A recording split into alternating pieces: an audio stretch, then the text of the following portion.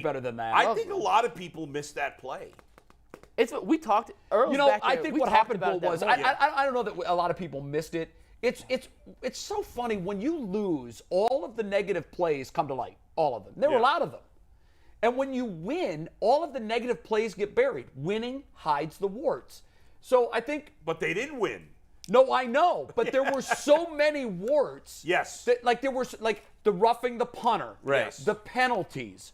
Why the hell you're bringing in Jacoby Brissett to throw a corner route in the end zone? If he would have connected on that, would we be talking about it? To me, at that point, the game was over. No, that was only the second touchdown. I know, but it felt like it might as well. To me, it felt like it was, even though it wasn't. It felt like 100-0. But it was 7-0 at the time, and the Bengals, may have scored anyway. But I think they were going to score anyway. They were. I think that's part of the reason it got run or something. No, it was 6 a yards. 6-yard run. I think that's part of the reason why it got buried. Was because it was first and goal. Yeah. And but here's the thing. Here's why it really stood out to me. They gave up the effort. It felt like they quit on that play. They did. Mm-hmm. As all these other plays are. I wish we could show it. But that play, and do you want me to reenact it? I don't know that guys were actively quitting. I'll be Bullish Jadeveon Ryan, you're Jadeveon. Yeah. For some reason, they all thought he was down. I don't know if they thought. And that happens. I mean, but you don't want to see it happen. But he wasn't close to being down. That was egregiously bad because you're right, Bull. It didn't look like he ever actually got wrapped up. He ran into the back of his offensive lineman. Right. The and defense slowed down. Everyone starts and walking Clowney by. was right behind him. They're not playing through the play and making sure that it's finished. And there wasn't even a fake whistle. There wasn't on second replay I could see how they thought the play. Right. There was nothing. It just. I want to drill down on what Mary Kay said about the intelligence of the players, because Jim, who there's not a voice. What did he say exactly? I wish we could play it. Yeah. He was very strong in his. He made about a 30 to 45-second answer about, after watching this team to this point in the season, it is clear, it is obvious, they have to make a point to draft smarter players. He talked about how the organization said you can draft all the fast players you want. Right. You can draft all of this, all of that. But if you don't have smart players, you can't win. It is weird because it seems from watching that they are missing some football IQ. And however, I agree with Jimmy. Right, I don't agree with Mary Kay. But says it's youth. We're not a young defense. Well, no, I don't agree with that either. But I do think Mary Kay's right. I do think part of their analysis is we want smart players. But it seems like they've not gotten that right, at least on defense. It doesn't. Can't you coach stupid, though? We've had a lot of stupid players in the NFL who have done very well for themselves. I don't know if you can in 2022. I think things are so complex. I think it's funny that we often, and it's a lot of it's G and especially Brad, complain that the coaching staff thinks they're too. The coaching staff is too smart, and the players are too stupid. So we're the only ones who are just smart enough. But we're the only ones. We want guys to be smart, but not too smart. Just like us. Be like us. There is a difference, though, and I'll reference basketball. I know it's not exactly apples to apples. You could understand the nuances and what's supposed to happen in a certain basketball play and get in a game situation, and it all goes out the wind. Yeah. So they may be drafting guys they believe are technically smart football players, and they get in those situations, and they can't replicate what is supposed to happen and what their knowledge of the game is situationally. Yeah. And Tyvis breaks down the plays. When you see a tight end, on the line, that changes your formation. All these guys have to communicate back and forth. You could technically get a good Wonderlic score. Right. Test well in all those pre-draft interviews. I've had guys tell me the whole player. Wonderlic, the notion of Wonderlic. Like if you're a linebacker and you're reacting to an action, right? It doesn't. I mean, that's why. I always go back to Andy Katzenmoyer, and I'm not saying Andy Katzenmoyer wasn't smart. I used to watch Andy Katzenmoyer, and when you talk to Andy, he wasn't. He's saying he's stupid. He wasn't going to be confused for someone who was intellectual. It's book smart for street. But he was the Bosa brothers. But no, and that's okay. Yeah. But on the field, Andy was brilliant. Right. He was just brilliant. Yeah. I would watch him sometimes from the back end zone. So the defense is coming towards us, or the offense rather is coming towards us, and I would just watch so I can see two things: Andy and the ball, the quarterback. Yeah. And he was like the center fielder that broke on the ball before the hitter swung on it because he knew he was going to swing late and it was going to go the other way. Right. And that's a thing. That's a real thing that you have intellectually as a center fielder. Right. You can be book smart, but not and street Andy smart was a or great football example of that. smart. Andy, I'm sure Andy did fine in school and was great there, but his IQ on the football field was a billion. he just could feel the flow before it happened. And then his physical attributes were so great. So you can, and by the way, there have been players that were Mensa, that were Rhodes Scholars, that were good physical athletes, but when they got in the flow of the game, they just got lost. It happens. I've talked to coaches about it. And I'm not sure that I'm not saying these guys as a unit are not intelligent. It was just striking to me how adamant Jimmy was that this organization has to pivot and start drafting smarter players. I wonder if when he said that he more of meant less intelligence and more instincts. Because you see guys with great football instincts who, like you said, Andy Katz, I've met him at the charity softball Andy game. Katzenmoyer was a beast. If not for a back injury, he probably would have been Dick Butkus-like. And the way you described him, he had the football instinct that he could almost know where the ball was going before a quarterback even knew where he was throwing it. Frank Gore had a 6 on the Wonderlic. That's terrible. Yeah. Great player. Yeah, sure. Dumb as a bag of hammers. Yeah. Still did fine. And there are some certain football exactly instincts that can overtake any. Yeah. There are also guys that nailed that Wonderlic. Yeah. And were physical attributes. Right. You know, they were physical specimens, but they I got in the never league care and just- about a player's run. Well, I think they even stopped the Wonderlic. I Only don't quarterbacks think do it now. Okay. Only quarterbacks. Yeah, I knew that everybody, they used to administer it to most of the players. Yeah. I don't know. I really trust Jim Donovan. I really do. He spends a lot of time around this team. He knows football. When he sees something, he has a way of dissecting it and translating it to the English language as well as anybody that I've ever worked with or worked around. Jimmy How do you is apply that? A savant.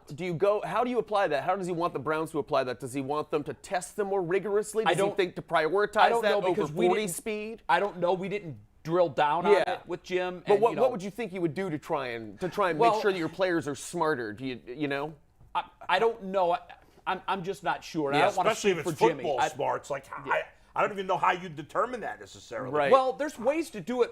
I know that one of the things John Gruden used to love to do is just go into the chalk room. And it became a wildly popular segment at ESPN when he would do his blackboard segments with his quarterbacks. And he would say, not on air, but he would tell people off the air at ESPN, I can usually tell within 15 to 20 minutes what I'm dealing with. But yet when he went back to the Raiders, he drafted horribly. Yeah. He did. Well, drafting's different I don't know. The I guess- quarterback was already there when he went back to the Raiders. He didn't draft Carr. Right, but Carr's a pretty good player. I know. What I'm saying is, I don't want to put Carr on Gruden as a draft pick. Right. He didn't draft him. Right. And by the way, Carr's good. From those, he's an underachiever in my opinion. I think he's got more ability than he's ever scratched. He's okay. I think he can be better. He's got an all-time great He had a receiver really great right year now. last year, and then this year he's been in the. He did. He's up and down. You know what? He's never won a playoff game. Not one. I know. I didn't know In that. a lot of Baker years. Mayfield has in a one lot more of years playoff win than he does. What? Oh, we're still waiting on the DD. I was just Oh, letting okay. you guys know. Okay. Your volume's awfully low. I don't know if you can turn up or whatever, but Mike's too loud, I don't mind it. Anthony's I think too it's low. kind of nice. I don't know. I don't even want to make too big of an issue of it. I'm Yeah. certainly not going to say that this is a dumb defense. But the one thing that I will say is from watching them all season long, I've seen them habitually make the same mistake over and over and over again. Yeah, I mean, and that's listen, not a great sign. But isn't that coaching too? Some of it is, Some of yes. it's coaching. Some of it could be football IQ. I mean, we know Myles Garrett's a smart guy. Anthony Walker's a smart guy. Greg Newsom's a smart guy. Denzel Ward's a smart guy. Joel Bitonio is a smart guy. No, I'm talking just specifically on the defense. Oh, on defense, okay. Joel Bitonio. But, like, you talk to people, and I've talked to all those guys, not recently, but since they've been here, and those guys are all smart guys. But that doesn't necessarily mean you have a high football IQ, right? I mean, there's a difference. And I think instincts, I know I said it before, plays a big role in it. And I was just thinking they're playing the Ravens this week. How many times do you watch a Ravens game and Roquan Smith is meeting the running back in the hole just based on he sees the formation, he did his film study, he almost knows what's coming, and next thing you know, it's a And 1 yard that's gain. football IQ. That's a football IQ. Yeah. And I'm thinking of the Well, look at- Browns, and there's been 2 or 3 times this year where JOK's made a play like that. But how often is it 3-4 yards into the second? Dennis into the Rodman second had level one of the highest basketball cues ever, and the guy's dumb as a Unbelievable. stump. The reason that I'm not as down as I feel like you are, and a lot of the Browns fan base understandably is right now, is that I kind of saw. I mean, you saw this coming. I didn't think we were going to the playoffs. I didn't think we were going to the playoffs this year at the beginning of the season. What If I you look didn't back, see coming is the defense being this poor. It is, I didn't either. But what I'm saying is now, I mean, I think we're kind of resigned to this. And now I'm kind of looking at it as I'm looking forward to watching how this team comes together in the last few games. Realistically, I want to see some of these young guys. I want to see him. I want to see Watson get better. I want build my hope for next year. And I know that that's a lousy thing for people to hear, but at this, I've been resigned to that for a while, and I think that's why I'm not so. Here's one of the bummed things out. that why I am where I am. I think the NFL, and I think this stands true for just about every single year. You can break it down into 3 camps. You have 6 really good teams. You have 6 really bad teams. And you have 20 teams that are in the middle.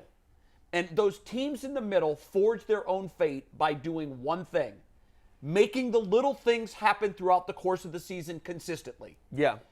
And I know that you're going to get breaks and you're going to lose players to injury, and the Browns have been decimated with some key injuries this year, and that is a check in the bad column for them. However, when you go back and you micro all of the losses that the Browns have had, a couple of things in each one of those losses, and the Browns aren't 5-8, they're easily 8-5, maybe 9-4. And those things could turn around in 1 year. They can. Now, here's my problem with that. The Browns always, to me, seem to be, now, for decades, they were in that 6 that you don't want to be in. Yes. Horrible teams.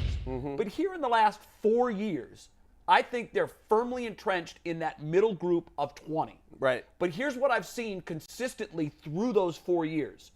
We are not making plays consistently. We are not doing all the little things. We are not making victories out of defeats. Yes. We are making defeats out of victories. Yes. And that's a culture thing. I think in 2019 they were doing those things. We did. Excuse me, in 2020. But in you know what? The 21 and more I 22 think they about haven't. 2020, Yeah. the more I say aberration. Throw it out.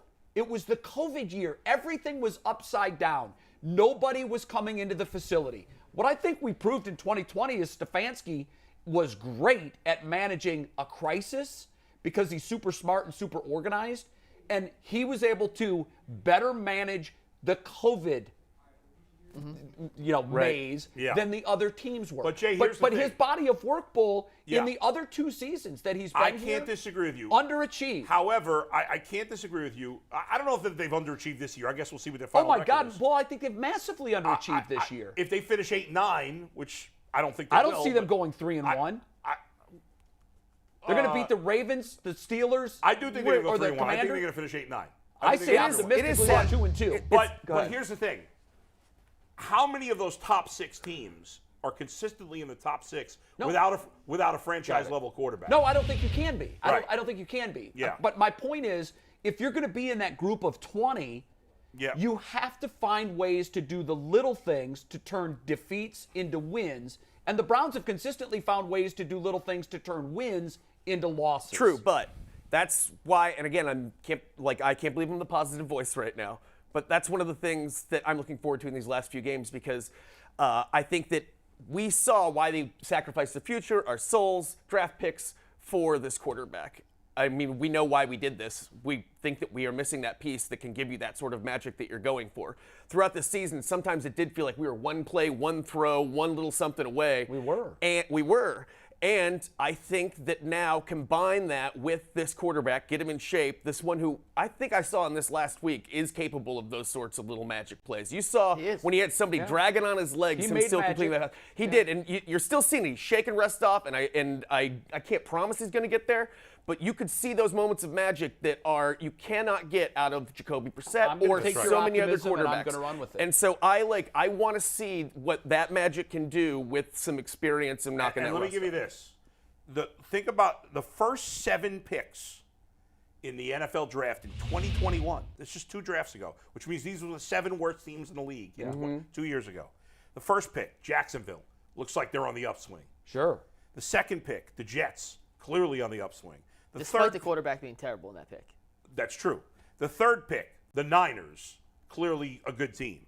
The fourth pick, the Niners were a good team. That was a draft. That was pick probably they they had probably got someone that pick. else. true. Probably got that pick from us. Let's not conflate that. How with many of That's these people fair. got our They first had the draft 12th pick? pick in that draft originally. they traded did. up You're to- right. did. You're right. The fourth pick, Atlanta, they still suck. The fifth pick, the Bengals, clearly a good team. The sixth pick, Miami, clearly a good team. Yep. And the seventh pick, Detroit, on an upswing. Do you know what's more common than everything you mentioned? Yeah. I think 5 of those 7 teams have a new head coach.